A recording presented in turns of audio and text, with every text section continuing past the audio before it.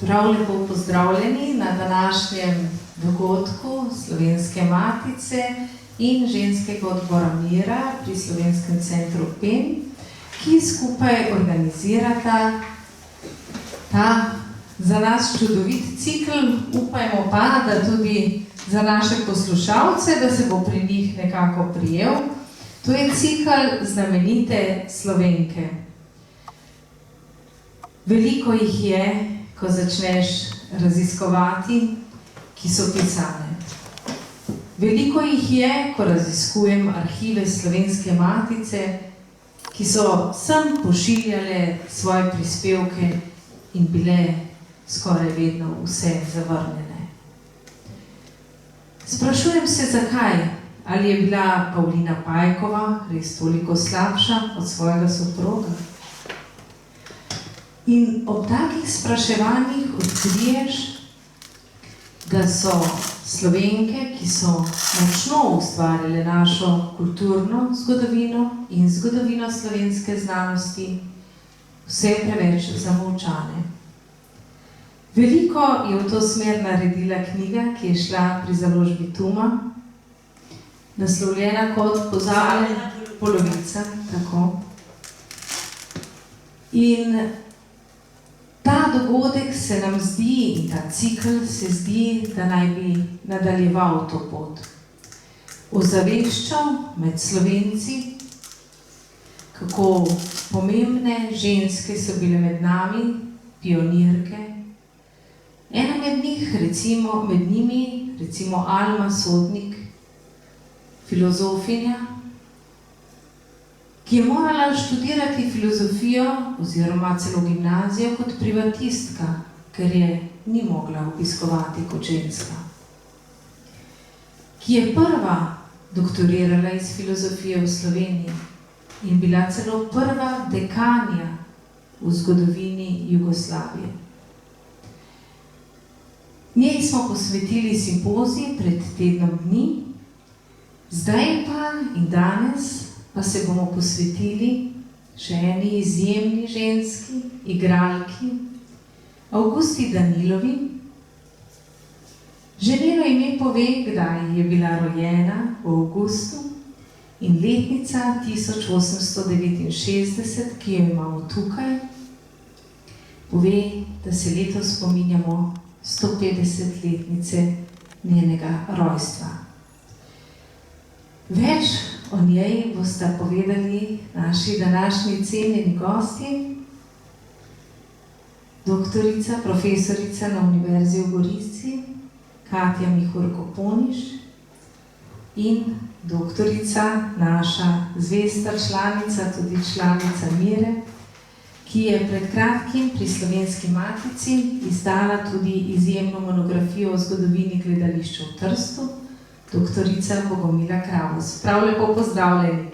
Hvala. Za hip pa bo z nami tukaj, ne samo v naših mislih, ampak tudi s svojim zvokom, Avgusta Danilova, tako da počakajte toliko, da bom tehniko sprožila, potem pa se prepustimo predstavitvi tako dr. Katje Mihurko-Poniš kot doktorice Bogomile Kravos.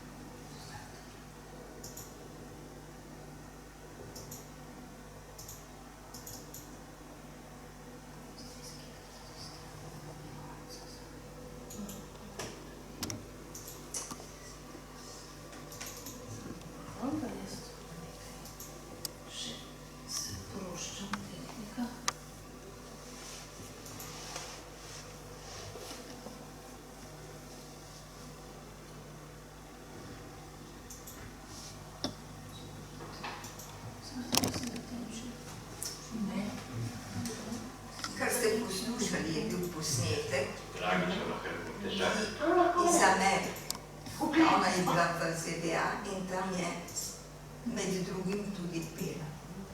In tam so jo posneli. In to je plošča. Mislim, so pač gojili to, kar je bilo raznorodno, ne?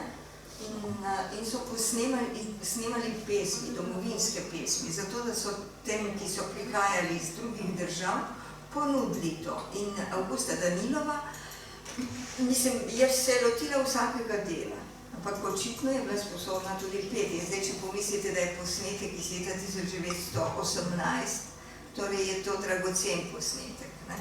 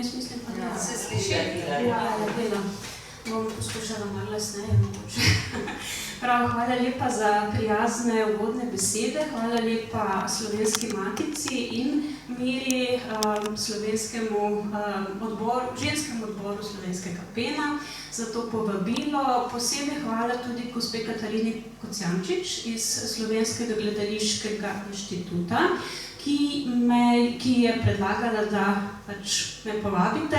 Ona je namreč napisala zelo lep prispevek v Pozabljeno polovico o Avgusti Danilovi, tako da je to bilo tudi seveda eno izmed izhodiščnih besedil za pripravo tega večera.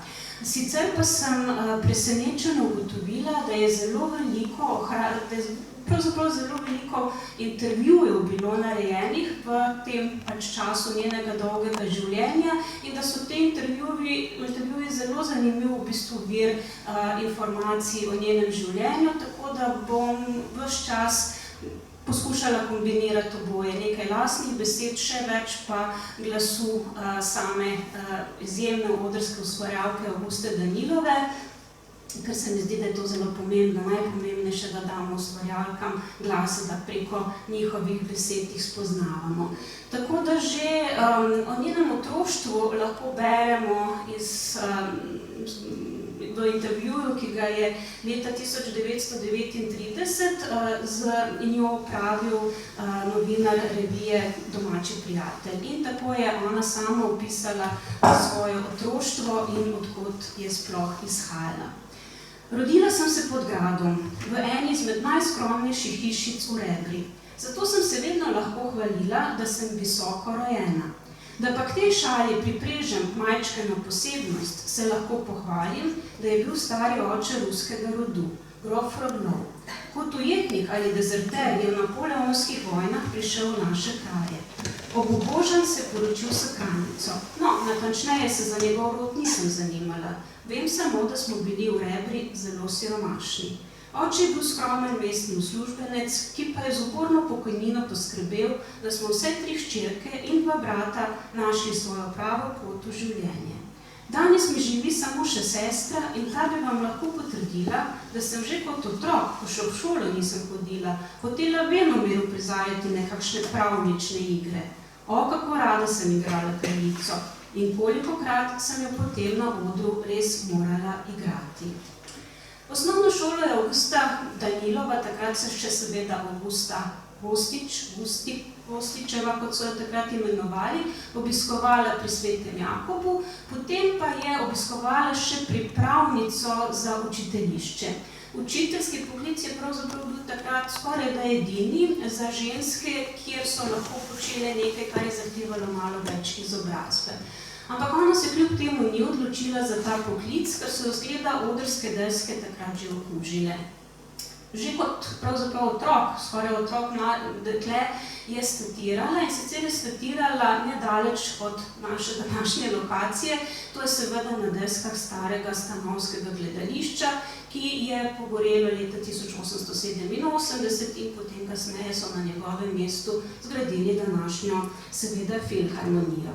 No in ko je statirala v takrat popularnih, bolj kot ne, burkah, to ena izmed njih je bila očitno Baron Trenk, se imenovala, jo je eden izmed ustanoviteljev dramatičnega društva, ki je takrat skrbelo pravzaprav za razvoj slovenskega gledališča, vprašal, zakaj ne gre v dramatično šolo. Dramatično šolo pa je takrat vodil Ignacij Borštnik in tako je v nekaj mesecih pod njegovim vodstvom tako napredovala, da je dosegla sloves njegove najboljše gojenke. Skratka, vsi tisti, ki so že dlje časa hodili, vse je prekašala in teh časov se je potem spominjala z naslednjimi besedami, ki nam tudi malo osvetlijo Borštnika, tako da so še posebej dragocene. Bil je strog učitelj vsemu igralstvu, z mano pa res ni bil prehud. Brž mi je dopovedal, da ne znam govoriti. In sem se sveto poprijela vsega, kar mi je Borštnik naročil. Po 14 dneh me je lahko pohvalil pred vsemi, da najbolje govorim. S kakim veseljem sem vzela njegovo pohvalo na znanje, za vzor me je postavljal, največ recitacije meni namenjal. In ko mi je bilo 15 let, je prišel dne 24. januarja 1884, tisti svečani večer, ko sem lahko nastopila v vlogi požigalčeve hčerke Ane v igri na osojah. Dalje se spominjam, da sem nastopila v igri, oče so rekli, da le. Kaj sem bila stara? 16, če ne, pa sem bila že na odru čisto doma.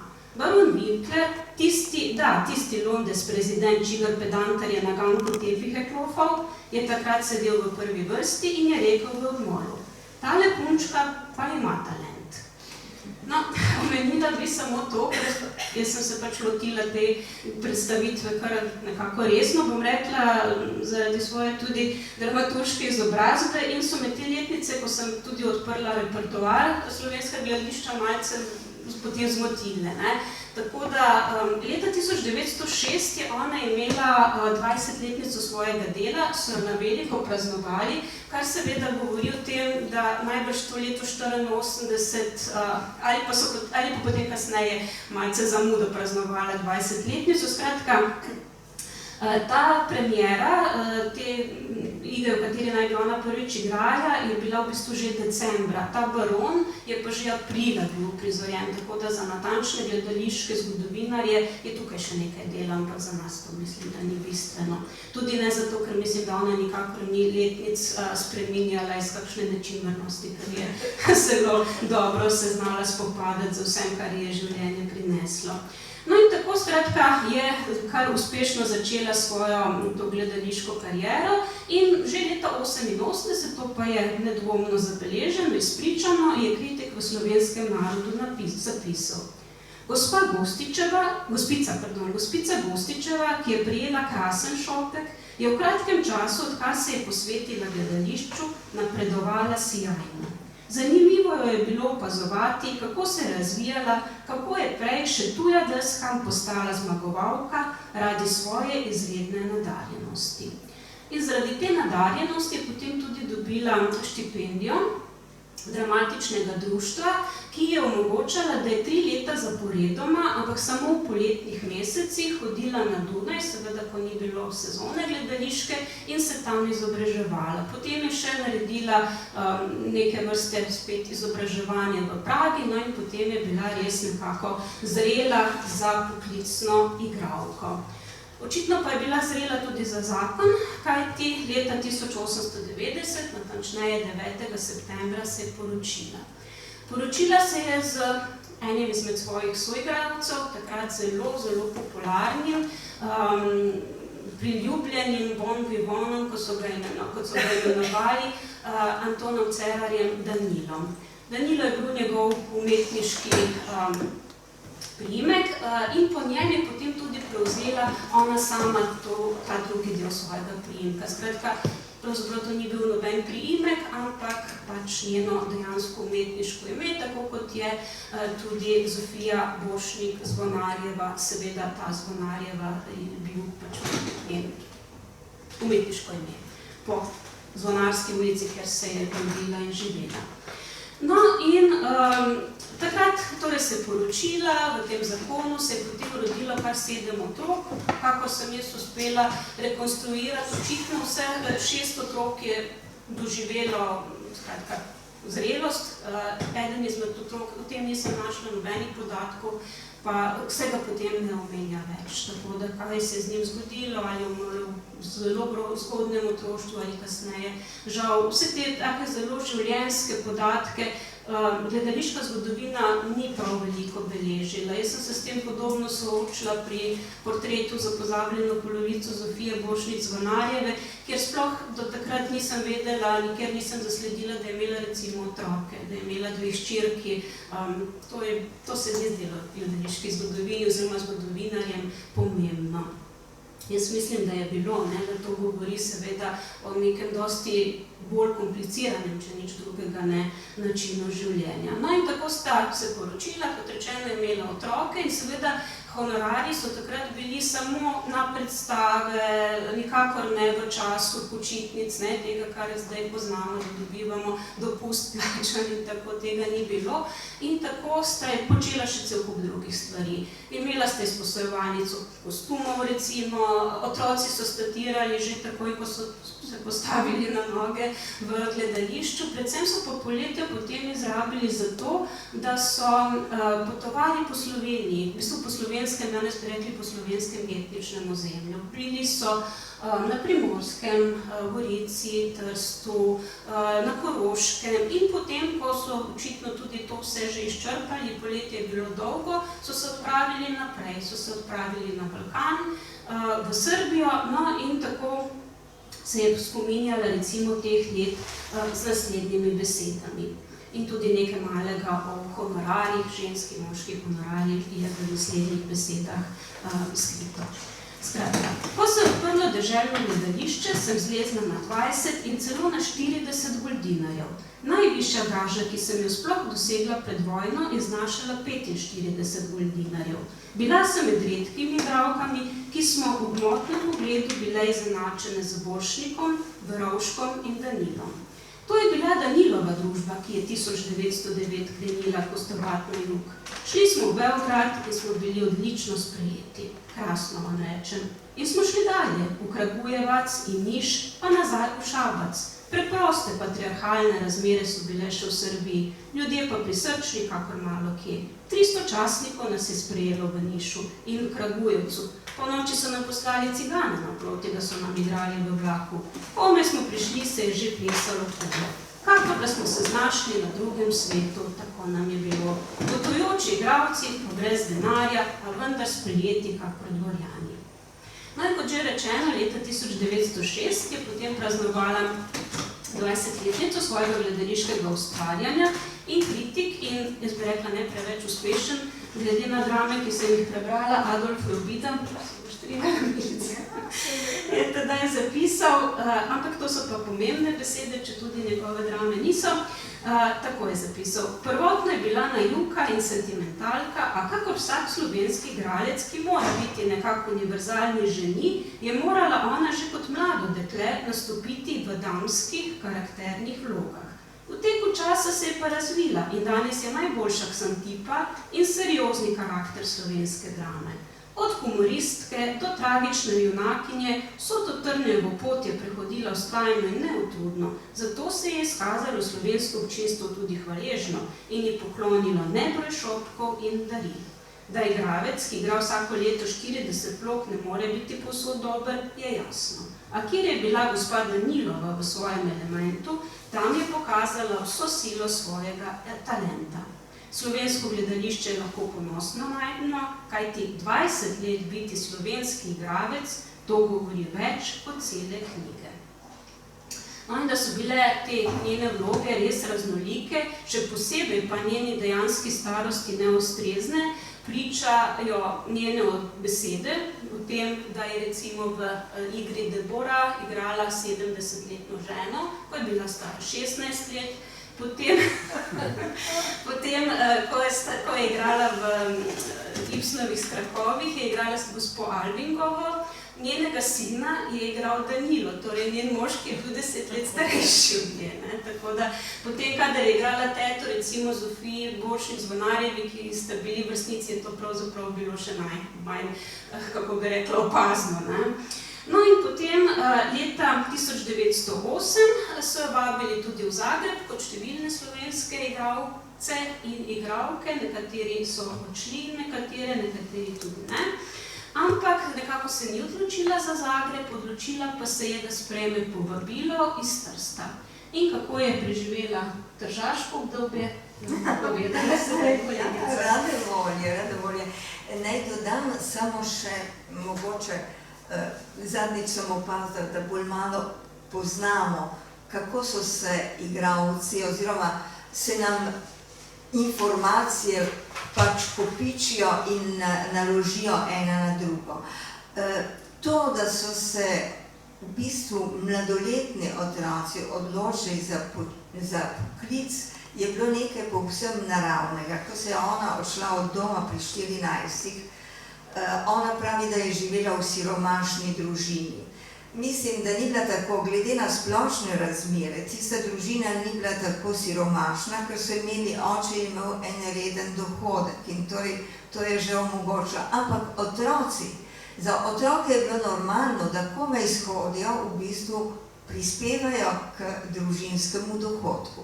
Tako da je nekje sila kola lomi in kar bi še omenila in je bilo zanjo verjetno tudi zelo pomembno v bodočem življenju, da se je verjetno, po mojem, ona tega ne omenja, ker se je zdelo, ker so jo spraševali o igralskem poklicu.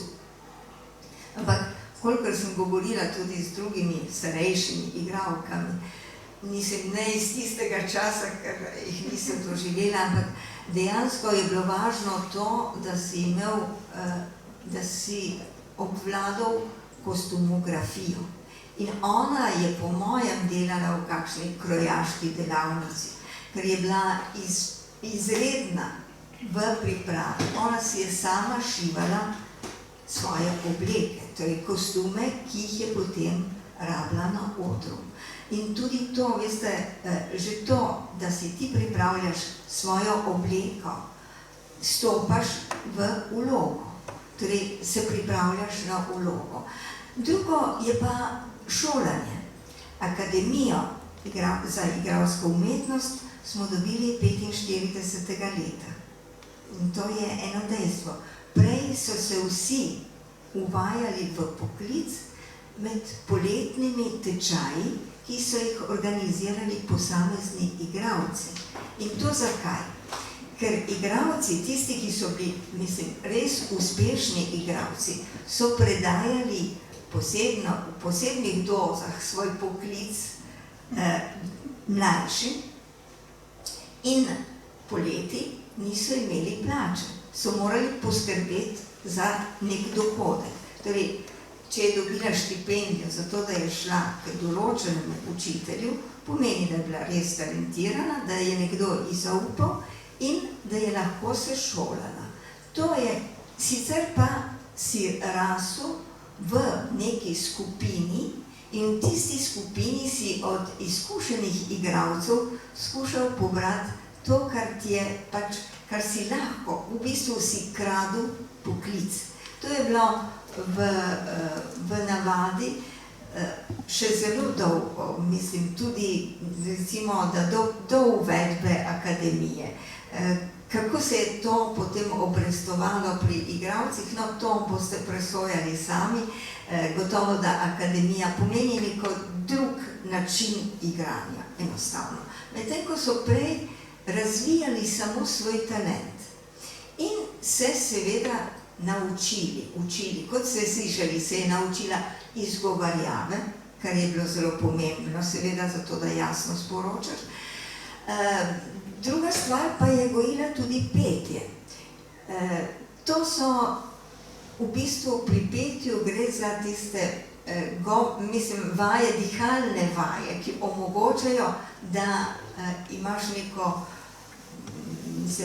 avtonomijo pri tem, ko oddajaš svoj glas. In to se naučiš prav s petjem. Zato smo tudi poslušali tisto pesem, kar je petje potem prišlo prav. Igralci pa nasplošno so morali poskrbeti za vse. Od šmink do obleke, vse so morali sami preskrbeti in torej je bilo to bistveno, da si znal tudi šivati ali pa da si imel nekoga, kar je bilo za tiste čase seveda skoraj nepojmljivo, ker igralci niso bili dosti plačani in plača je bila v bistvu zelo skromna. In Avgusta Danilova je zelo ponosna ženska, izjemno talentirana, ampak predvsem gre za njeno dostojanstvo. Ona ne pove, da je bila plačana na večer, ko je kaj igrala. Če ni igrala, ni dobila plača. Torej, tako kot je danes, da imajo redno plačo. Recimo v Italiji tega še danes ni. Igralci so plačani na sezono. Sezona se začne oktobra ali septembra in se zaključi maja. Tako je, recimo, ponekod še danes. In takrat je bilo pa sploh zelo omejeno in torej to, da je ona prišla potem v Trst, je bilo nekaj tudi vplivalo stiska, ker v Ljubljani ni dobivala pomembnejših vlog. Trst je obetal več. V Trstu so jo poznali, prav od tistih prihodov v Trst, ker Danilova recimo na eni od programov, boste videli leta 1904, gostujeta oba Danilova v Narodnem domu pri Svetem Ivanu, torej na obrobju Trsta, gostujeta tam, imata svojo prireditev. Zakaj? Ker tisti upravitelji Narodnega doma pri Svetem Ivanu so pač plačali to, kar so oni zahtevali. In junija so bili oni prosti, svobodni in so si morali preskrbeti pač plačo oziroma dohodke. Tako da so potem verjetno sta gostovala že prej nekajkrat in so jih v Trstu oba zelo cenili in imeli zelo radi. Ko nastopi Danilova leta 1905, torej že v tistem centralnem Narodnem domu, za tiste, ki poznate Trst, ki veste, da nam ga vračajo že celo povojno obdobje, tisti v središču mesta. No, ko je tam nastopila, jo najavijo kot Gusti Danilova. To pomeni, da je že tako priljubljena, da poznajo tudi njeno to priljubljeno med prijatelji uporabljeno ime.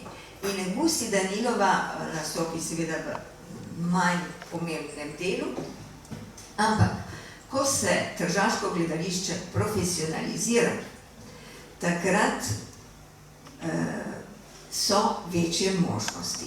In sama pripoveduje o tem, kako je dejansko Trst plačeval nekaj več od Ljubljane. Torej zdaj, vse je bilo v bistvu naklonjeno temu, da se Avgusta Danilova preseli iz Ljubljane v Trst.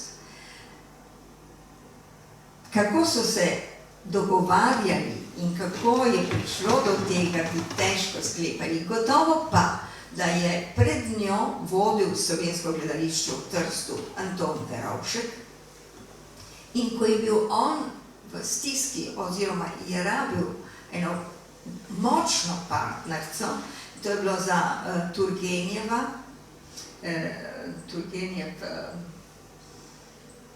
Tuji kruh, tuji kruh, je za vlogo Olge Petrovne, on je igral kneza, obubožanega kneza Kuzovkina, in za vlogo Olge Petrovne, torej te zelo nadute gospodinje, gospe, ki mu deli pač ta kruh, je povabil Danilovo. Danilova je takrat nastopila, ne samo v enem večeru je odigrala v Egoizmu Zofke Kvedrove, in to so prvič uprizorili v Trstu, je odigrala glavno vlogo Jelvo, in v Turgenjevu tuji kruh. Torej, to je bil večer novembra 1907 in od takrat so se morali kaj dogovarjati, tako da je v naslednji sezoni Avgusta Danilova si delila vloge z Antonom Verovškom. V gledališču so takrat pripravili po okoli 30 del na sezono. Vsak teden je bila premiera z eno ponovitvijo. In vmes so imeli vaje. Kot sem vam omenila, poklicni igralci, tisti, ki so pač bili določeni, angažirani za celo sezono, so dobili neko gažo, so rekli, plačo. Ostali, jasno, da za vsako delo si rabil kar nekaj igralcev, ostali igralci pa so nastopali ob redni službi, oziroma redni ali neredni, ampak ob drugi službi, in so bili plačani na večer, ko so pač igrali. In to je bilo to. Kako sta si delila vloge, ni prav razčlenjeno, ampak Avgusta Danilova je imela eno značilnost, da je znala komunicirati z ljudmi, predvsem seveda s tistimi, ki so vodili teatr. Se je znala priljubiti, je znala biti vljudna do vseh igralcev in vseh, ki so imeli z njo opravka. Tako da je ona v bistvu naslednjo sezono 1909-10, prevzela vse režije. Verovšek je bil namreč zelo talentiran igralec, dober karakterni igralec, vendar je imel eno napako. Vsaj eno, no. To, kar je najbolj znano, oziroma izpričevanj lahko izvemo. In to je bilo, da je bil zadirčen. Verjetno je bil v tistem življenjskem obdobju že bolan, tako da je bil tudi, ampak nasplošno pa je bil do žensk celo oduran.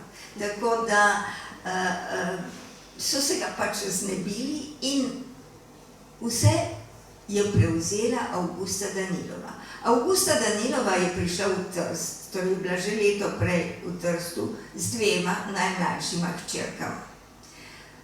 V Trstu ne smemo pozabiti, da je bilo Trst velemesto, da so bile ženske zelo organizirane, da je v Trstu začela izhajati prva slovenska revija Slovenka.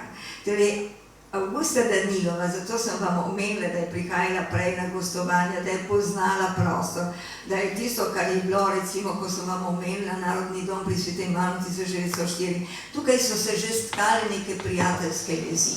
Ona je lahko svoje hčerke komot pustila svojim sodelavkam, ki so za čuda, recimo Nadliškova, Grmekova Nadliškova, je nastopala, imela svoj vrtec in obenem skrbela tudi za otroke Avguste Danilove. Občasno so hčerke, tako pripoveduje ona, so hčerke pisale očetu in oče je bil zelo zadovoljen, je prihajal tudi na obisk, verjetno, ko mu je ona zrihtala kakšno vlogo, zato da je bil za to tudi plačan.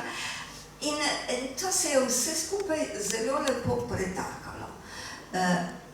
Avgusta Danilova je dejansko, Trst je bil pomemben za marsikoga kot neka drugo prizorišče, kjer so se lahko preverjali. In to meni se zdi, da je pomembno poudariti to, ker ko greš v neko drugo okolje, ki ni tvoje domače okolje, se moraš temu okolju prilagoditi. In potem je vse, širiš svoje obzorje. Lahko več sporočaš, lahko si bolj suveren. No, Avgusta Danilova je začela svojo sezono, tudi ta sezona je okoli 30 premier,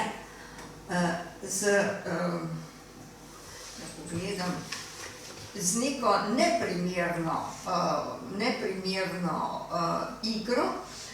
igro s petjem Valenska svadba, in kritika je bila seveda temu primerna, oziroma jo je takoj kritiki, so jo takoj obvestili, da mogoče bi lahko tudi kaj zahtevnejšega dala na oder. In Avgusta Danilova je takoj sprejela ta izziv in potem imamo seveda to, kar je njej pravzaprav ležalo. Ona je morala preveriti samo sebe in nato je šla na Ibsenovo noro, na Strindbergovega očeta in na Vojnovićev ekvinoksij. To so 3 težka dela, res težka dela, ampak za Ibsenovo noro si je za Torvalda poklicala Verovška, za Ritmojstra v Strindbergovem očetu pa Borštnika. Pri Vojnovićevem ekvinoksiju ni rabila nobene opore, je bila že jela vsej svoji potenci. To je izjemna ženska. To vlogo z ekvinoksijem je na to, in s to vlogo je potem po Trstu prešla tudi v Trst, to vlogo je igrala tudi v Združenih državah Amerike. Ker to je ena res taka, medtem ko so Ibsen in Strindberg, pač gre za, jaz mislim, da gre tukaj za dejansko razumevanje Trsta. Trst je bil, veste, Freud je pisal na Dunaju, ampak podružnica je bila pa v Trstu, ker v Trstu so preverjali njegove teorije, torej Freudove teorije so se v Trstu takoj, smo imeli psihoanalitike in tako da že pred dobrimi 100 leti je bilo to že zelo modno ali pa zelo potrebno, ne vem. In torej, če se je prvih 2 vlog lotila v skladu s zahtevami tržaške publike, je potem to jelo iz Vojnovićevega ekvinoksija pa oblikovala v duhu tiste široke panslovanske misli oziroma tiste takratne jugoslovanske vzajemnosti. In to je bilo, mislim, da zato je to vlogo tudi lahko tako zelo uspešno igrala, ko se je vrnila v Ljubljano. Toda še nekaj je zelo pomembnega, kar je ona zelo podjetno speljala v Trstu. Ona je dala možnost tega, kar si Verovšek ni upal, domačemu avtorju je dala možnost, da uprizori svoje enodejanke. To je bil Josip Mandić. Te enodejanke seveda so kritiki tako raztrgali, ker je bilo to začetniško delo, tako kot se spodobi. In v bistvu ni bilo niti ponovitve tega dela, kar je bilo za gledališče hudo, ker enostavno inkasa ni bilo. Tržaško gledališče namreč ni dobivalo subvencije od nikogar. To so vzdrževali, mislim, tržaški meščani in torej je bil inkaso še kako potreben za vsako. Na koncu te sezone 1909-10 je seveda zazijal, ko so pregledali bilanco, račune, ti velmožje, ki so dali denar, zato da se teater sploh gremo v Trstu, je bil primanjkljaj. Ampak Avgusta Danilova, in tukaj vidite, tukaj je prav ta ženska kreativnost, tudi finančna kreativnost. Ona je seveda podprla Mandića, zato da je imel svoje premiere, svoj uspeh, ali ne, kakorkoli že, ampak uprizorjena njegova dela so bila. Ampak Mandić je tudi obljubil krepko finančno podporo in tako je ona vsaj delno zamašila luknje. Ker morate misliti, da je tudi Borštnik ni prišel v Trst zastonj, oziroma ga je bilo treba masno plačati in prav tako, ker je bil že skregan s tržaškim vodstvom, tudi Anton Verovšek ni prišel zastonj, ampak je bilo treba. Tako da je Avgusta Danilova zapustila Trst pravzaprav slovesno. Poleg tega bi še na nekaj opozorila. Imela je kar nekaj benefik. Benefike, to so bile predstave, kjer so cene vstopnic bile nekoliko višje, ker je del inkasa šel določenemu igralcu. In na benefikah se je tudi izkazalo, kako so posamezni igralci priljubljeni. Darila, ki so jih dobivali, tukaj so res zanimivi seznami, veste, včasih nam lahko gre tudi na smeh, ampak očitno so bile izpolnjene želje v tistih darilih, se tudi odraža prijateljstvo med publiko in nastopajočimi. Ker so dobivali recimo v dar servis za čaj za 12 oseb ali pa zlato broško, da o vencih in šopih rož niti ne govorimo, ker to je običajno. Ampak dejansko so to, vidiš, da je bilo neka taka intimna povezava, vsaj z tistimi vodilnimi gledalci. No, Avgusta Danilova je v Trstu res dosegla, bi rekla, samostojnost. Predvsem samostojnost. Tisto dostojanstvo, za katerim vsaka ženska pravzaprav klepi in si ga želi, in ker je imela to priznanje, ker je dobila taka priznanja v Trstu, so jo seveda angažirali v Ljubljani. V Ljubljani, kjer je ona se pritoževala, tudi v teh spominih njenih je jasno, zelo nad Čehinjami, ki so bile takrat vodilne igralke. No, posneje so prišle po prvi svetovni vojni, so pa prišle Rusinje, tako da je bilo vedno nekdo, ki je bil konkurenčen. Ampak dejansko je bilo to, mislim, da tržaško obdobje zadnjo zelo pomembno. Zelo pomembno, ker se je izoblikovala kot igralka. In je v Ljubljano, verjamem, da tudi prinesla nekaj tržaškega duha, kar spet ni zanemarljivo. Verjetno bo zdaj kolegica tukaj nadaljevala. V Ljubljani seveda, tako kot povsod, jaz mislim, da celo ne gre niti za, da se kriza, ki je transverzalno bila povsod v Evropi, to, kar vemo, da je prva svetovna vojna, revolucija v Rusiji, oziroma potem Sovjetska zveza. Veste, to je bilo, jaz ne vem, v Italiji je ravno tako 1912 so pripravljali revolucijo. Torej, to je tlelo povsod v Evropi. In tako je bilo tudi v Ljubljani pred začetkom prve svetovne vojne. Situacija ni bila rožnata. Prepuščam besedo. Hvala za ta odličen prispevek. Ja, ampak vendarle, tik pred vojno je tukaj doživela še vrhunce. Veliko se je tudi družila s kulturniki in tako se je med njenimi spomini ohranil tudi spomin na Cankarja. V Cankarju je tako zapisala, Cankar mi je bil pobratin, vedno sem se rada odkrito pogovarjala z njim o zasedbi v njegovih dramah. Pestoval je moje otroke.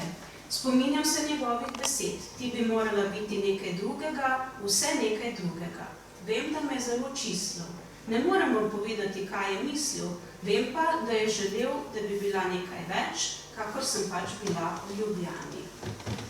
No in kot rečeno, kriza predvečer velike vojne se je že čutil tudi v Ljubljani, predvsem v tem, da je gledališče se znašlo v globoki krizi, kljub temu, da so poklicali Borštnika, ni pomagalo in leta 1913 so gledališče dejansko zaprli, potem, to je opera današnja, ne? Nekaj časa je bil kinematograf, ampak igralci so se pač znašli v bistvu na cesti. In tudi o tem obdobju se nam je ohranil njen spomin in sicer je tako zapisala. Naše predvojne gledališke razmere poznate. Kriza za krizo. Velikokrat nismo vedeli, kaj bo z nami, vendar smo vsi živeli za tedanje gledališče. Večkrat, ko sem imela doma zvečer dovolj rož, a zjutraj družina nič za zajtrk. Najhuje je prišlo v letu 1913. Doma sem imela 6 otrok, sama, zaslužka nič. V tistih hudih časih se me je bil spomnil pokojni Arce in mi poslal 100 kron za pomoč in še neki mladi za gledališče navdušeni in idealni mož, ki pa se ni izdal do mojega odhoda v Ameriko. Tisti mladi mecen je ostal še do danes sonet za prospeh gledališča, poznate ga, pomagal mi je, da si ni bil Bog v kakih dobrih razmerah. Prijatelji so mi začeli svetovati Ameriko. Peti sem znala, igrala bom, sem dejala in pela, pa bo šlo. Danilo mi je rekel, lepo idi, pa mene in otrok se spominjaj. In tako sem prepustila Danilu 3 hčere in 2 sina na skrbi, sama pa sem šla z Rafkom čez veliko lužo z namenom, da jim bom pošiljala prisluženi denar. Trda je šla s početka, v Ameriki mora vsak začeti od začetka. Pa je šlo. Če pomislim na najboljše čase tam med vojno, srečna nisem bila sem raztrgana na dvoje. V mislih vedno pri svojih otrocih doma. In ko je bilo vojne konec, mi ni več dalo ostati. Kako je doma? Kako mora biti zdaj lepo tam, sem mislila. No in v tem svojem prvem ameriškem obdobju je opravljala kar nekaj poklicov, ki pravzaprav tudi niso bili vsi sploh v povezavi z gledališčem. Statirala sta sinom celo v nekem filmu. No, mogoče še to dodam, da razlog za ta odhod je bilo tudi to, da ga je skušala obvarovati pred seveda bojiščem Prve svetovne vojne, tako da tudi v tem smislu je bil to še en dodaten moment. Igrala je v nemškem gledališču tudi te, recimo znanja je imela seveda jezika in tudi pri slovenskem društvu Slavec. No, v tistem obdobju pa je njen mož Danilo, da mu ne bi bili zdaj krivični, v Ljubljani v bistvu ustanovil edino resno gledališče, to je bilo njegovo malo gledališče. Tako da v tem obdobju, v katerem sicer ne bi bilo sploh gledališča, je on vendarle poskrbel za neko kontinuiteto, ki se je lahko potem po vojni nadaljevala. No in potem leta 1912 se je vrnila v Ljubljano in v tem obdobju kritika je še bila sicer spoštljiva do nje in do neke mere tudi naklonjena, o tem piše Štefan Weber, ampak seveda hkrati se je pa vedno bolj kazala ta velika razlika, da ona v bistvu igralka neke pretekle dobe, ki ima slog, ki ni več aktualen in seveda tudi občinstvo vse to bolj moderno in ni več tako navdušeno sprejemalo. Tako da je v tem času, leto 1921-1922, preden se je odpravila ponovno v Ameriko, potem se tudi zelo posvetila pedagoškemu delu. V bistvu je imela, mislim, da je to imela v Ljubljani, me boš ti popravila, če je imela tudi v Trstu, že prej je imela to dramatično šolo, tako da ona je vedno se zelo zavedala. Ja, ker so imeli, septembra je bila šola, na to so se začeli pripravljati in oktobra je začel spored. Ja, tako da je skratka to poskušala, ampak, kot se že omenila, prihajali so ruski emigranti, ki so postajali vedno močnejši, pomembnejši v gledališču in tako je zelo res nekako zmanjkalo prostora in tako se je potem odločila, da ponovno gre. In o tem je spet zapisala. Ostala sem 2 leti doma, nato sem se še enkrat odpravila čez veliko lužo. Hotela sem igrati, delati, do igranja in dela, kot bi ga bila želela, nisem prišla. Zato sem spet šla. To pot ne v New York, ampak v Cleveland. Osnovala sem zopet slovensko gledališče in dramatično šolo in imela uspehe. Spet sem nameravala ostati 1 leto, ostala pa sem 4 leta. Imela sem nov veliki načrt, pa se je tudi ta izjalovil. V prizoritvi sem imela kneza od Senderije kot pantomimo v slogu Reinhardtovega Mirakla. Bila sem v stiku z njim in s slavnim Stanislavskim, ki me je uvedel tu in tam. Moram reči, da to je bil za me šok, da se je družila s Stanislavskim, da je imela stike z Reinhardtom, to sta bili največji imeni gledališča v tistem času, tako da to se mi je zelo fascinantno. No in nadaljuje potem s tem ambicioznim projektom. Hotela sem pantomimo zrežirati v velikem clevelandskem public hallu. Prostore v njem za 25.000 ljudi, toda najemnina stane za en sam večer $25.000. Ali si morate predstavljati, 1000 ljudi lahko nastopi na odru. Gledališče je največje na svetu. Moji dragi ameriški rojaki so se pri vsej podjetnosti ustrašili visokih številk. Sicer pa sem imela v Clevelandu hvaležno delovno torišče. 2,5 leti sem vodila slovensko gledališče v tamkajšnjem narodnem domu. Vzgajala sem v dramatski šoli velike in male. 78 otrok je bilo v moji vzgoji in smo igrali ljubke mladinske igre. Janka in Metko sem zrežirala tako, da so nastopali sami otroci kakor palčki in so tudi peli ob spremljevanju klavirja. Društvo Ivan Cankar mi je stalo ob strani in ne morem reči, da bi se kdajkoli med ameriškimi rojaki slabo počutila. Pa me je spet vzdignilo k domu. Doma hočem spet igrati. Ko sem igrala v pahljači Lady Windermere, so nekateri, ki mislijo, da moram igrati hude babe in same Wolfovke, zmajevali. Toda jaz sem hotela pokazati, da sem se nekaj naučila v svetu in če imam toalete, jih hočem tudi pokazati. No, kot smo že slišali, sta se sinom preživljala tudi s tem, da sta pela slovenske pesmi in danes je ohranjenih 26 posnetkov, nekaj jih je tudi dostopnih na v naši digitalni knjižnici na tako imenovanem D-Libu. Sicer pa je zelo obsežen članek o tem napisala tudi Marjetka Goleš-Kavčič.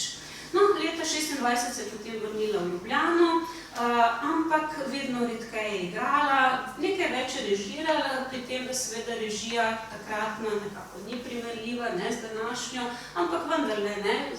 V bistvu je neko vlogo že takrat, pa že v vrstu, se postavljala, ki ni bila običajna ženska vloga, tudi tukaj je naredila neke korake naprej.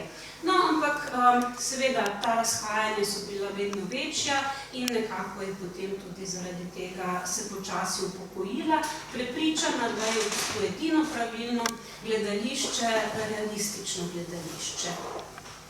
No in leta 1928 naj bi praznovala 40-letnico svojega kulturnega dela, tu zdaj vidimo, sta 2 leti spet nekam skinili, ampak tako je bilo, o tem je dovolj poročil v slovenskih časnikih tistega obdobja.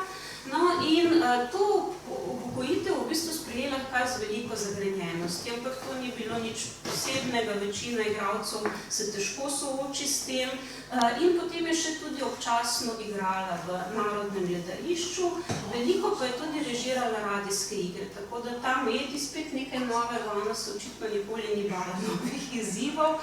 No in potem spet 10 let kasneje, v tem članku, ki sem ga že omenila, je zapisala: nastopala sem v drami do svoje igralske 40-letnice. To je bilo leta 1928. Potem sem morala v pokoj. Toda kaj se pravi igralcu v pokoj? Kako če vzameš ribi vodo? Vem, če se človek ne vsiljuje, nikamor ne pride. Jaz se ne silim rada, priznam pa, da strastno rada igram. Vse vloge še znam, spomin me ni zapustil, naj potrkam po mizi. Zdrava sem, toda vsa moja sreča je bila le v tem, da sem se življala na odru. Ne dati igralcu dela, se pravi, da ga živega pokoplješ. Tožila sem vam to in ono za stran gmotnega življenja, toda naj poudarim, da mi je duševno življenje bilo vedno poglavitnejše. Tudi danes bi še igrala, če tudi bi zraven stradala. Pri meni leta ne veljajo, marveč le volja in moč. Z lahkoto sem se vselej učila. Kadar sem stopila na oder, sem bila takoj vsa v vlogi, naj mi je bila pisana na život ali ne. Umaknil se je ves drugi svet v ozadje, zaživela sem, kakor sem pač morala na odru zaživeti za vsem ognjem svojega bistva, da so mi odrske deske resnično pomenile svet, oni skrivnostni svet, ki človeka priklene za vse življenje. Trdim, najlepši izmed vseh je igralski poklic. No in po upokojitvi se je torej v 30 letih nekako umaknila v, rekli bi lahko, zatišje družinske sreče, ampak kot so takrat zapisali ob tem jubileju, so jo opazili vsak dan, vsak večer v gledališču, naj si je bila opera, naj si je bila drama, sedela je v igralski loži, opazovala, spremljala gledališko življenje, ga komentirala in seveda tudi spodbujala ta gledališki naraščaj. No in nekako se mi zdi, da takrat je bila prav kot že res neka zvezda, kajti v tej reviji Domači prijatelj preberemo, ko jo obišče ta novinar, celo kakšno je njeno stanovanje. Skratka, to je pa že skoraj tako kot ena ameriška zvezda, ki ni samo zanimivo pač kot igralka, ampak celo njeno življenje. In to se mi zdi eno tako lepo pričevanje v tistem času, zelo lahko se predstavite, ker je samo nekaj ulic stran od nas, v njeno stanovanje, ki ga novinar takrat tako opiše. Stanovanje tragedinje Avguste Danilove v 3. nadstropju zadnje palače Dukičevega bloka ne kaže ničesar boemskega. Spodobno pomeščansko je opremljeno, brez velike navlake, z nekaterimi umetninami, ki pričajo o dobrem okusu. Toda visoko zgoraj, nad ljubljanskim prometom, v najožji soseščini ljubljanske denarniške siti, ki se bahavo predstavlja z nebotičnikom, s palačo Kreditne banke in na novo zraslo palačo Banke Slavije, se gost počuti prvi mah kar preveč med gospodom. Toda ves razgovor je kmalu poživljen s čudovito prostodušnim kramljanjem gospe Avguste.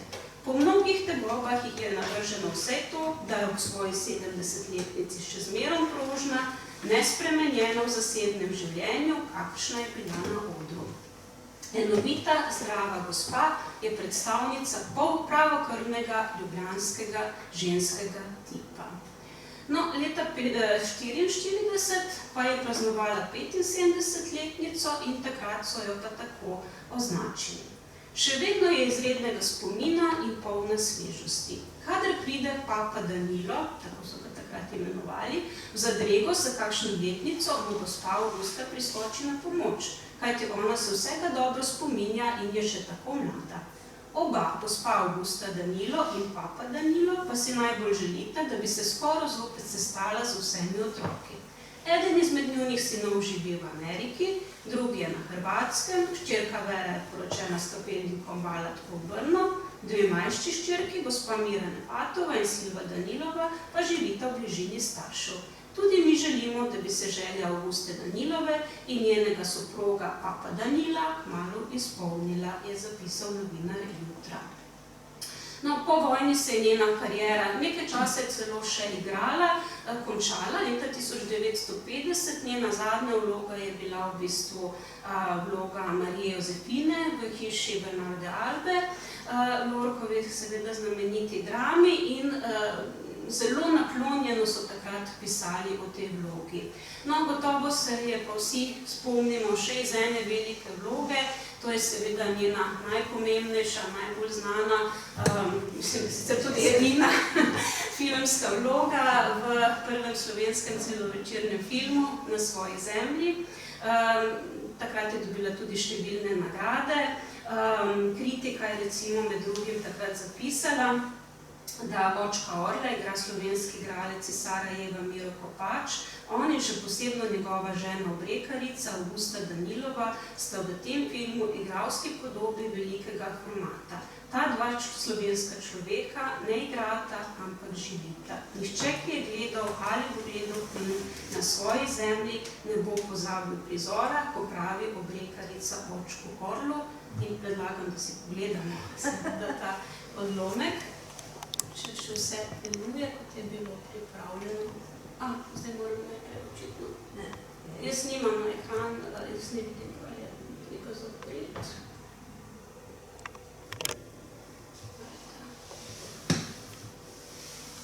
Ignacija je rekla, da samo zapreti. Samo naj potegne gor. Pa ne vem, kako moja to tukaj.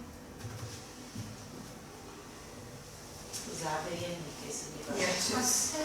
ne, je samo se je ustavilo zdaj.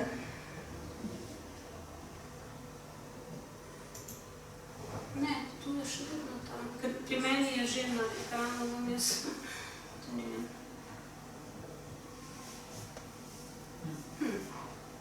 No, si mislim, da tega prizora se vsi spomnili. Ne, mislim, da Ni potrebno, glede na publiko, se mučiti, izgubljati dragoceni čas. No, jaz sem za konec brala še samo nekaj misli Katarine Kosjančič, ker mi je zelo žal, da je danes ni tukaj. Ona je namreč napisala, po mnenju sodobnikov je bila Danilova najmočnejša v oblikovanju realističnih in naturalističnih vlog svojega časa. V delih Tolstoja, Hauptmana, Zolaja, pa tudi Gorkega in Ibsena je našla ženske, v katerih je prepričljivo, naravno, neprisiljeno in z veliko umetniško močjo prelila tudi svojo življenjsko izkušnjo. Umrla je 3. januarja 1958 v starosti 89 let in jaz bi spet zaključila z njenimi besedami, tako je zapisala sicer daljnega leta 1928, ampak mislim, da je te besede bi podpisala tudi še kasneje in sicer se tako glasijo. Pesnik in pisatelji živi dalje, nekateri celo bolje po smrti kot v življenju. Igralci samo na odru. Nam daje muza večkrat trdega kruha, solzami namočenega, po smrti pa kamen. Zakaj še igram teater? Vse, kar živi v meni, kar mi teži dušo, silnih izbruhov. In vse to uživim v vlogo, kadar me gledate in plakate z menoj, vem, da ste mi pogledali v dušo, kadar se smehljate, vem, da sem vas razveselila. Ali ni to največje zadoščenje, saj igramo do malega skoraj vsi ljudje teater. No, jaz bi zaključila z mislijo, da upam, da tudi današnji večer dokazuje, da po smrti Avgusta Danilova ni bila deležna le te trde snovi, o kateri je govorila, ampak tudi številnih šopkov spominčic in upam, da je današnji večer eden izmed takih. Zdaj pa predlagam, da če je kakšno vprašanje, da odgovoriva z veseljem, seveda nam. Če ne, pa lahko. Zdaj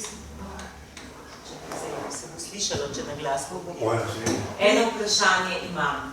In sicer zanimiv je ta odnos z možem.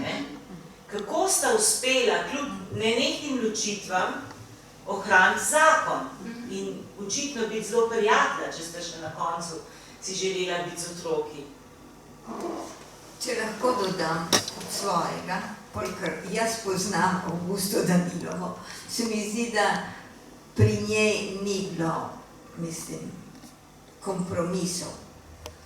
On je enostavno sprejel, ona je bila taka temperamentna ženska, on je vedel, da ne more reči, ona je rekla, jaz grem, in on je rekel, v redu, greš. Ker mislim, da ni bilo, tudi je bil sam igralec in je vedel, kaj to pomeni zanjo, da se ona mora realizirati. Samo tako je lahko bila ona njegova partnerca. Konec koncev, zdaj pomislite, ta ženska je, recimo, ko se je prijavila za zagrebško gledališče, je navedla, da ima naštudiranih takrat 400 vlog. Potem pa jih je imela naštudiranih 500. Jaz mislim, ne, tukaj so šepetavke imele veliko dela, mislim, v gledališčih takrat, ampak dejansko imeti to v glavi, te like, zdaj niso mogli biti vsi preštudirani, ampak gotovo, da je bilo precej šablonsko, vemo, da vsak igralec potem preide v neko maniro, ampak gotovo, da je ona se posvetila temu poklicu in ta poklic opravljala z dušo in telesom. Ker vse je bilo usmerjeno v to gledališče, publika, njene vloge. To je bilo njeno življenje. hvala. Mogoče še dopolnilo v tem smislu, ker tega nisem uspela, da me je kar malce presenetilo, ko sem brala Danilove spomine, ker sem mislila, da bom našla neko gradivo o njej. Pa no, ni me tako presenetilo, ker to niso prvi spomini nekega pač moža, ki svoje žene o njej ne piše veliko, ampak dejansko omeni samo bežno njuno poroko, ampak to zato, ker sta potem poročno potovanje preživljala na Bledu in je tam on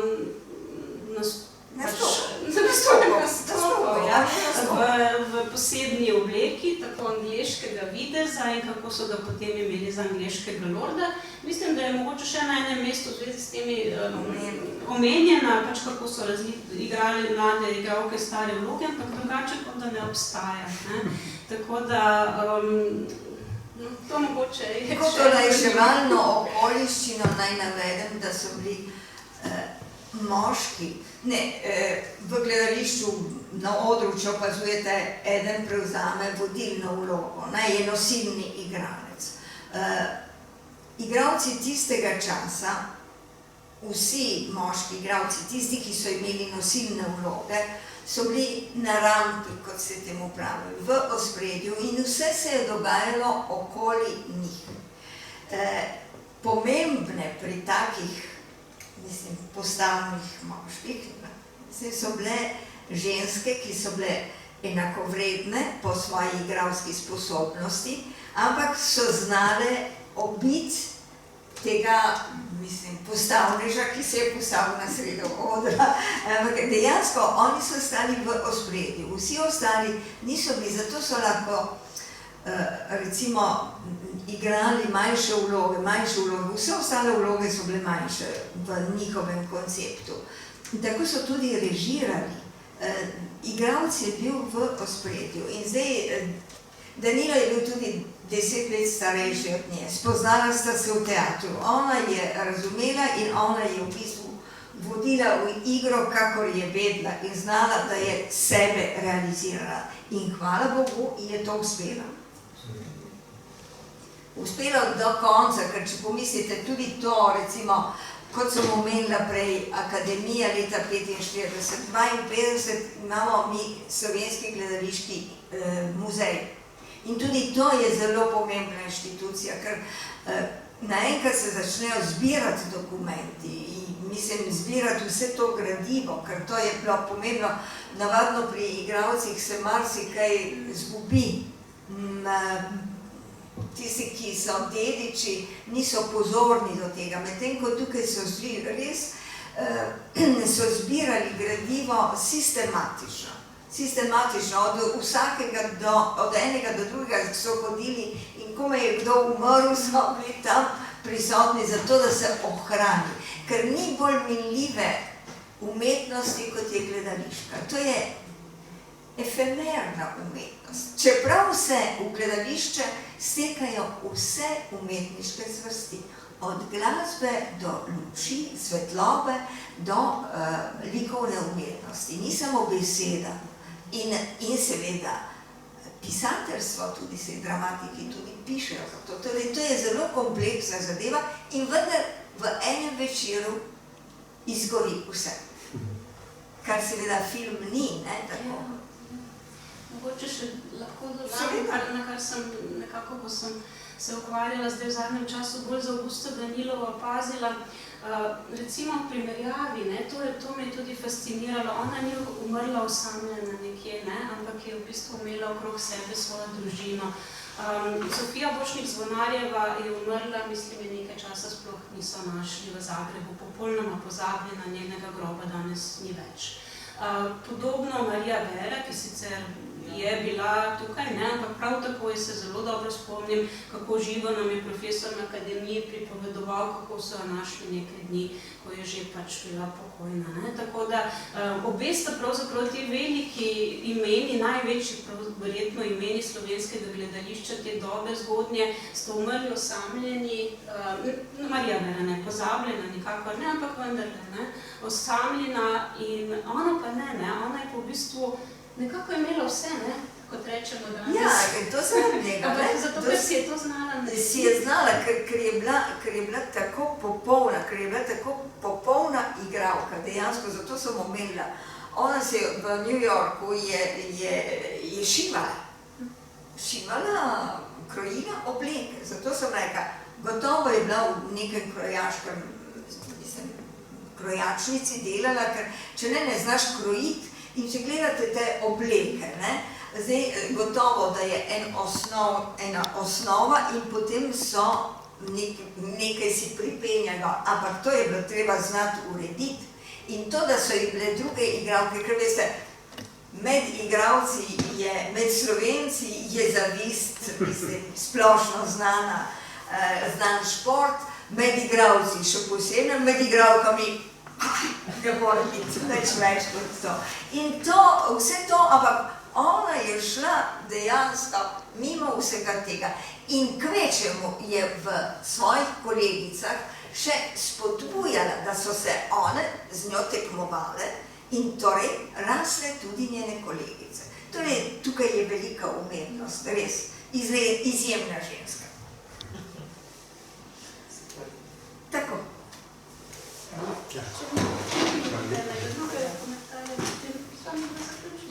Ja, no, upam, da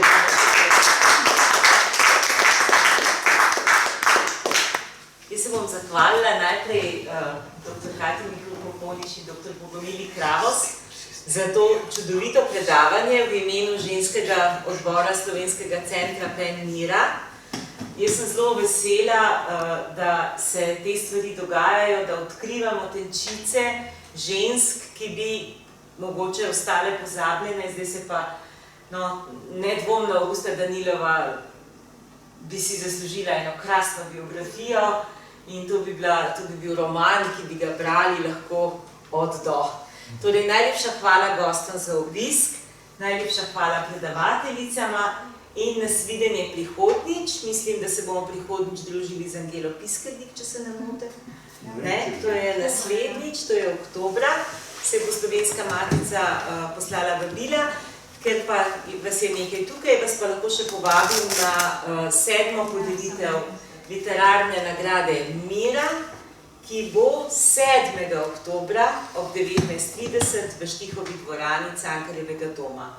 Je objavljeno in letos se bomo posvetili tudi eni izjemni intelektualki, pisateljici, pesnici in prevajalki Luizi Pesjakovi. Namreč danes, razen torte Luize Pesjakove, zelo malo vemo o njej. Na tistem večeru boste lahko nekaj več zvedeli in seveda tudi kaj prebrali. Hvala lepa. Hvala.